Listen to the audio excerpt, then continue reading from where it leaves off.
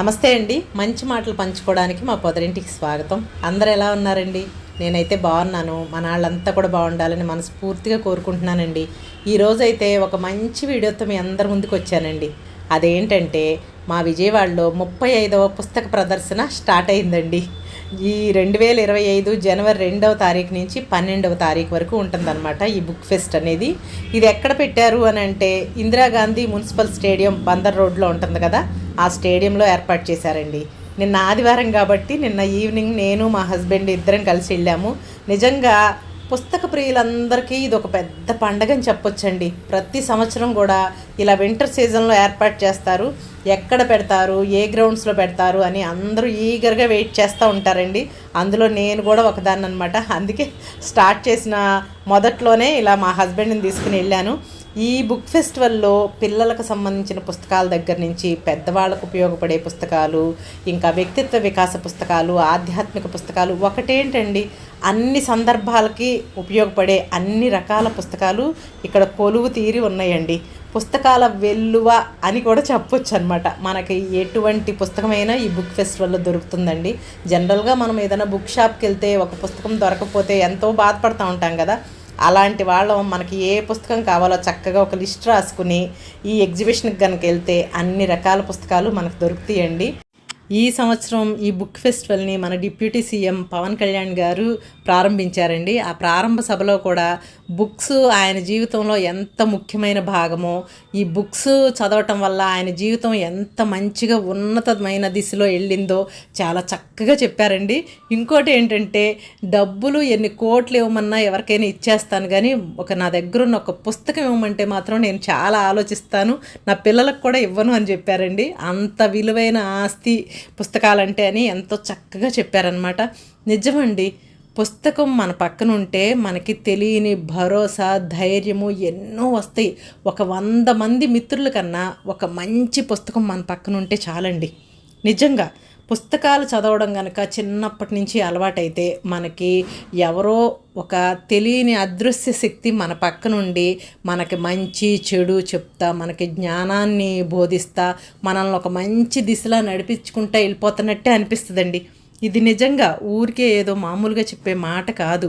నిజంగా పుస్తకాలు చదవడం అలవాటు చేసుకుంటే మనకు తెలియకుండానే చక్కటి ఏకాగ్రత అలవడుతుంది. చక్కగా మన భాష మీద పట్టు వస్తుంది, రాయటం వస్తుంది, చదవటంలో చక్కగా స్పష్టత వస్తుంది. వీటన్నిటితో పాటు నాకు తెలిసిన ఒక మంచి మాట చెప్పనా పుస్తకాలకు సంబంధించి. నేను కూడా చిన్నప్పటి నుంచి బాలమిత్ర, చందమామ కథలు, బాలజ్యోతి ఇలాంటి పుస్తకాలంటే పడి చచ్చిపోయేదాన్నండి. ఎక్కడన్నా ఎవరింటి దగ్గరన్నా ఆ పుస్తకం కనపడిందంటే ఇంకా ఆ పుస్తకాన్ని పట్టుకుని అక్కడ కూర్చుని అదంతా చదివిన తర్వాతే వచ్చేదాన్ని అనమాట. అంత ఇష్టం చిన్నప్పటి నుంచి. అయితే నాకు తెలిసిన ఆ మాట ఏంటంటే, మనం సపోజ్ ఏదైనా ఒక సినిమాకి వెళ్తామండి. సినిమాకి వెళ్తే మనం ఆ సినిమా చూస్తే ఏమనిపిస్తుంది, అబ్బా డైరెక్టర్ ఎంత బాగా తీశాడు ఈ సినిమా అని అనుకుంటాం. లేదా ఒక టీవీలో ఒక సీరియల్లో ఒక ప్రోగ్రాము చూస్తే కూడా ఇదే అనుకుంటాం, ఆ డైరెక్టర్ ఎంత బాగా మనకి తెరపైన చూపించారు అని. ఏంటి మనం చూసేది, ఆ డైరెక్టర్ ఇమాజినేషన్లో ఏముందో మనకు చూపించారు. అదే పుస్తకాలు చదివామనుకోండి, ఒక మంచి కథ చదివామనుకోండి, ఆ కథను రాసింది ఎవరైనా సరే మనకు నచ్చిన విధంగా ఆ కథను ఊహించుకుంటాం కదా. అంటే ఆ చదివే కథకి డైరెక్టర్లు మనమే.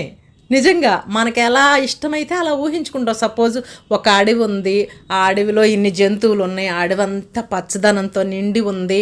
ఇలా ఆ కథ అలా చదువుతా వెళ్తుంటే మనకు తెలియకుండానే మన మైండ్లో మంచి ఊహా చిత్రం, ఒక అడవి అని మనకు నచ్చినట్టుగా ఊహించుకుంటాం కదా. కాబట్టి పుస్తకాలు చదివితే వచ్చే ఆనందము అల్టిమేట్ అండి. దానికి ఇంకా కౌంట్ కూడా చేయాల్సిన అవసరం కూడా లేదు. నిజంగా కదా. ఆ మధ్యకాలం వరకు పుస్తకాల చదవటం తగ్గిపోయింది, ఈ ఇంటర్నెట్ విధానం వచ్చేసింది, కాలం మారిపోయింది అని కొంత బాధపడ్డాం అందరం కూడా. అంటే పుస్తకాలంటే ఇష్టపడే వాళ్ళందరం కూడా. కానీ నాకు గత కొంతకాలం నుంచి మాత్రం చాలా చేంజ్ కనిపిస్తుంది. పుస్తకాలంటే మామూలుగా ఇప్పుడు పెద్దయ్యే పిల్లలు యూత్ వీళ్ళందరూ కూడా ఇష్టపడుతున్నారు అని అనిపిస్తుందండి. దానికి నిదర్శనమే ఇప్పుడు ఈరోజు ఎగ్జిబిషన్కి వెళ్తే ఆ ఎగ్జిబిషన్లో అందరూ వయసైన వాళ్ళే ఎవరు రాలేదండి. చక్కగా చిన్న చిన్న పిల్లల్ని తీసుకుని వాళ్ళ తాతగారులు, వాళ్ళ ఫాదర్సు, మదర్సు చక్కగా తీసుకొచ్చారు. ఇంకా చదువుకునే పిల్లలు, వాళ్ళకు సంబంధించిన పుస్తకాలు, వ్యక్తిత్వ వికాస పుస్తకాలు చక్కగా వాటన్నిటిని వెతుక్కోవడానికి వస్తే నిజంగా మార్పు అనేది వస్తుంది. పుస్తకాలంటే అందరూ ఇష్టపడుతున్నారని అయితే నా మనసుకు అనిపించిందండి. అవునా కాదా, మీరేమంటారు? నిజంగానండి, మనకి పర్టికులర్గా యూత్ మంచి పుస్తకాలు కనుక చదివితే ఆ ప్రభావం వాళ్ళ లైఫ్ మీద ఎంతో బాగా పడుతుందండి. ప్రముఖుల ఆటోబయోగ్రఫీ కానివ్వండి, వాళ్ళు చెప్పిన మంచి మాటలకు సంబంధించి వాళ్ళ అనుభవంతో రాసిన విషయాలు ఉంటాయి కదా, వాటిని కనుక మనము చదువుకునే మన పిల్లలతో కనుక చదివిస్తే వాళ్ళకి తెలియకుండానే ఒక మంచి దారిలో వెళ్తారు. ఏదైనా మిస్టేక్స్ వస్తే వాటిని ఎలా కవర్ చేసుకోవాలి, లైఫ్లో ఏదైనా ఎదురు దెబ్బలు తగిలితే వాటిని ఎలా మేనేజ్ చేసుకోవాలి, ఇవన్నీ కూడా ఇలా ప్రముఖుల జీవిత చరిత్రలు చదివితే చాలా తెలుస్తుందండి. ఈ విషయంలో నా చిన్నప్పటి నుంచి మా నాన్నగారు మాకు ఎప్పుడు బుక్స్ చదివితే ఎంత ఉపయోగమో చెప్పేవాళ్ళు. నా చిన్నప్పటి నుంచి కూడా మా ఇంటికి పొద్దున్నే న్యూస్ పేపర్ వచ్చేదండి. న్యూస్ పేపర్ చదివేవాళ్ళము. ఇంకా నేను ముందు చెప్పానే, చందమామ కథలు, బాలజ్యోతి, బాలమిత్ర ఇట్లాంటి కథలు ఇవన్నీ చదివేవాళ్ళం అండి. వాటితో పాటు ఇంకొంచెం మేము పెద్ద అవుతున్న దగ్గర నుంచి యండమూరి వీరేంద్రనాథ్ గారి నవలలు, ఇంకా ఎద్దనపూడి సులోచనారాణి గారి నవలలు, ఇలా మంచి మంచి వ్యక్తులు రాసిన నవలలు వీటన్నిటిని కూడా చదువుతూ ఉండేదాన్నండి. దీని ద్వారా నేను ముందు చెప్పాను చూడండి, అలా మన తెలుగు భాష మీద ఒక చక్కటి గ్రిప్ వస్తుందండి. మీరు నమ్ముతారా? ఇది మీకు ఆశ్చర్యంగా అనిపిస్తుందేమో. నాకు ఈ పుస్తకాల పరిజ్ఞానం వల్ల, చిన్నప్పటి నుంచి చక్కటి పుస్తకాలు చదువుకున్న పరిజ్ఞానం వల్ల నా 10th క్లాస్లో నాకు తెలుగులో చక్కటి మార్కులు వచ్చినాయండి. నిజంగా ఓన్లీ మన చదువులో మార్కులు రావడమే కాదు, మన వ్యక్తిత్వం కూడా ఒక చక్కగా రూపుదిద్దుకుంటుందండి. ఈ ఇన్స్పిరేషన్తోనే నేను నా చిన్నప్పటి నుంచి నేను ఈ పుస్తకాలు చదువుకున్నాను. దీనివల్ల మంచి జ్ఞానం వచ్చింది. మా పిల్లలకు కూడా ఇలాగే అలవాటు చేయాలని నేనేం చేశానంటే, మా బాబాళ్ళు చిన్న పిల్లలప్పుడు చిన్న చిన్న కథలు రాత్రిపూట పడుకోబోయే ముందు చెప్తా ఉండేదాన్నండి. తర్వాత నా అదృష్టమనో ఏమో చెప్పాలి, ఈనాడు వాళ్ళు బాలభారతం అని చెప్పేసి ఒక బుక్ రిలీజ్ చేశారు.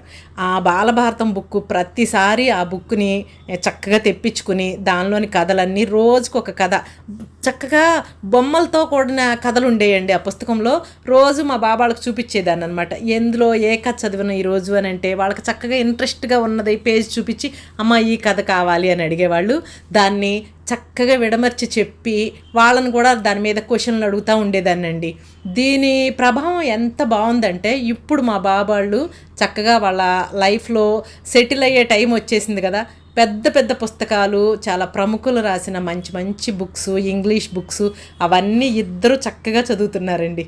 నిజంగా ఇది మాత్రం ఈ విషయంలో నేను నాకున్న ఒక మంచి హాబీని మా పిల్లలకు కూడా చేరవేశాను అనే మనసుకు తృప్తి అయితే అనిపిస్తుందండి. నిజంగా మన వాళ్ళందరికీ కూడా నేను చెప్పే ఒక మంచి మాట ఏంటంటే, పిల్లలకి చిన్నప్పటి నుంచే చదవటం, పర్టికులర్గా అంటే ఇప్పుడు ఫోన్లు, ల్యాప్టాప్స్ మీద వర్క్స్ ఇలా వచ్చేయటం వలన రాయటం, చదవటం అనేది కంప్లీట్గా తగ్గిపోతుంది కదా. అందుకే చిన్నపిల్లలు అప్పటి నుంచే చిన్న చిన్న కథల పుస్తకాలు అలవాటు చేసి ఇలా బుక్స్ ఫెస్టివల్స్కి వీటికి తీసుకెళ్తా, ఇక్కడ జరిగే అన్ని ప్రోగ్రామ్స్ చూపిస్తూ ఉంటే వాళ్ళకి క్రియేటివిటీ మైండ్ అనేది తప్పకుండా పెరుగుతుందండి. ఓన్లీ ఒక చోటే కూర్చుని వీడియో గేమ్స్ ఆడటం అలా కాకుండా ఇలాంటి ముఖ్యమైన వాటికి పిల్లల్ని తీసుకెళ్తా, ఇలాంటి హాలిడేస్ వచ్చినప్పుడు తీసుకెళ్తా ఉంటే వాళ్ళలో సృజనాత్మకత శక్తి అనేది కంపల్సరిగా పెరుగుద్దండి. ఇది నేను నా ఎక్స్పీరియన్స్తో చెప్తున్నాను. నిజంగా ఈ మాట తప్పకుండా మనమేమి మన పిల్లలకి ఇలా ఉండండి అలా ఉండండి అని ఒకే చెప్పనవసరం లేదు. వాళ్ళకొక పుట్టినరోజుకో లేదంటే వాళ్ళకొక మంచి అకేషన్కో వాళ్ళకు మంచి బుక్ అనేది వాళ్ళకి గిఫ్ట్గా ఇస్తే అది తప్పకుండా వాళ్ళు చదువుకుని వాళ్ళ లైఫ్ అనేది మాత్రం తప్పకుండా బాగుంటుందండి. నిజంగా ఈ మాట. ఈ ఎగ్జిబిషన్లో అండి ఓన్లీ బుక్సే కాకుండా చక్కగా జూటు, జనపనార ఇట్లాంటి వాటితో చేసిన మంచి మంచి బ్యాగ్స్, ఇంకా హౌస్ హోల్డ్ ఆర్టికల్స్ ఇవన్నీ కూడా అమ్ముతున్నారండి. నాకు భలే నచ్చినాయి అండి నిజంగా. వీటితో పాటు హెర్బల్ ప్రొడక్ట్స్, ఇలా న్యాచురల్గా ఉండే ప్రోడక్ట్స్, ఇంకా ఇంట్లో తయారు చేసిన అప్పడాలు, వడియాలు, రకరకాల ఐటమ్స్ అన్నీ కూడా, అంటే ఆర్టిఫిషియల్ ఫ్లేవర్స్ ఏమీ ఎక్కువగా లేని న్యాచురల్ ప్రోడక్ట్స్ని కూడా కొన్ని స్టాల్స్ ఇక్కడ ఏర్పాటు చేశారండి. కాబట్టి చక్కగా బుక్స్ ఎగ్జిబిషన్కనే వచ్చి చక్కగా బుక్స్ తీసుకుని ఇలా మనకు కావాల్సిన ముఖ్యమైన వస్తువులు కూడా చక్కగా కొనుక్కోవచ్చు. వీటితో పాటు చక్కగా తినుబండారాల స్టాల్స్ అన్నీ ఏర్పాటు చేశారండి. చక్కగా మేమైతే నైట్ టైం వచ్చాము. డే టైం వస్తే ఇంకా క్లియర్గా బాగా కనిపిస్తుందని నా మనసుకు అనిపించిందండి. కోర్స్ ఇది చలికాలమే కాబట్టి ఎండగా ఏమీ ఉండదు కాబట్టి ఎవరికి వీలైన టైంలో వాళ్ళు వెళ్ళొచ్చు అనమాట. పొద్దున్న దగ్గర నుంచి నైట్ 10 వరకు కూడా ఉంటుంది ఈ ఎగ్జిబిషను. చాలా పెద్ద గ్రౌండ్స్లో ఏర్పాటు చేశారేమో, చాలా ఎక్కువ స్టాల్స్ పెట్టినట్టు అనిపించింది నాకు పర్టికులర్గా ఈ సంవత్సరం అండి. వీటితో పాటు చక్కగా పిల్లలకి వాళ్ళ టాలెంట్ని వెలికి తీసేటట్టుగా చక్కగా డ్రాయింగ్ పోటీలు, ఇంకా పిల్లలకి నూలు వడికే ఇది కూడా నేర్పిస్తున్నారండి ఇక్కడ ఒక పెద్ద ఆయన. అది నేర్పించడమే కాకుండా ప్రతి ఒక్క పిల్లల్ని చక్కగా చొరవగా రమ్మని దగ్గరికి పిలిచి వాళ్ళకి నేర్పించి వాళ్ళకి చక్కగా 4 మంచి మాటలు నేర్పిస్తున్నారు. ఓన్లీ చదువు ఒక్కటే కాదు, మీరు అన్ని విషయాలు కూడా నేర్చుకోవాలి అని ఆ పెద్ద ఆయన చెప్తున్నారండి. నాకు ఎంతో ముచ్చటేసింది నిజంగా. నేను ఇందాక చెప్పాను చూసారా, ఓన్లీ చదువు ర్యాంకులు ఇట్లాంటివి పట్టుకుని వాటి మీదే పిల్లల్ని ఒకే రుద్దటము, లేదంటే ఖాళీగా ఉంటే వాళ్ళకి చేతికి ఫోన్ ఇచ్చేసేయటము, ల్యాప్టాప్లు ఇచ్చేయటము కాకుండా మనం కాసేపు వాళ్ళ దగ్గర కూర్చుని ఏదో ఒక చిన్న పుస్తకాన్ని కనుక చదివిస్తే తప్పకుండా చదవటము, పుస్తకం మీద ఇంట్రెస్ట్ అయితే పెరుగుతుందండి. అది ఏ వయసులో వాళ్ళకైనా, అది చిన్నప్పుడే నేర్చుకోవాలని ఏం లేదు, ఇప్పుడైనా ఇంట్రెస్ట్ రావచ్చు. నిజంగా నేను ఫస్ట్లో చెప్పాను కదా, మన తెలుగు పుస్తకాలు చదివే విధానానికి మళ్ళీ మంచి రోజులు వచ్చినాయి అని అనిపించడానికి పర్టికులర్గా ఏంటంటే, మన తెలుగు అబ్బాయి ఎక్కడో విదేశాల్లో ఉద్యోగం చేస్తున్న అబ్బాయి, ఆ అబ్బాయి పేరు రవి మంత్రి అండి. తను అమ్మ డైరీలో కొన్ని పేజీలు అనే నవల రాశాడండి. ఆ నవల ఎంతో ప్రాచుర్యం పొంది ఇప్పటికీ 1,00,000 కాపీలు పైగానే అమ్ముడుపోయిందని నేను సోషల్ మీడియాలో తెలుసుకుని ఆ బుక్ కొనుక్కోవడానికి వెళ్ళానండి. ఈరోజు కొనుక్కుని అయితే చక్కగా తెచ్చుకున్నాను. దీన్ని ప్రశాంతంగా ఉన్నప్పుడు కూర్చుని చక్కగా చదువుతానండి. చదివి దానికి సంబంధించిన మంచి విషయాలు కూడా మన వాళ్ళందరితో పంచుకుంటాను. ఓకేనా? నిజంగా తెలుగు పుస్తకానికి మంచి రోజులు వచ్చాయంటానికి ఇంతకన్నా నిదర్శనం ఏం కావాలి కదండి. ఓకే, మరి ఈరోజైతే ఇదండి మన వీడియో. ఈ వీడియో మీ అందరికీ నచ్చింది అనుకుంటున్నాను. వీడియో కనుక నచ్చితే తప్పకుండా వీడియోని లైక్ చేయండి, మీ ఫ్రెండ్స్కి ఫ్యామిలీ మెంబర్స్ కూడా షేర్ చేయండి. మరొక మంచి వీడియోతో మీ అందరి ముందుకి వస్తుంది మీ పొదరిల్లు వాణి. అంతవరకు అందరూ టేక్ కేర్ అండి. Thank you for watching.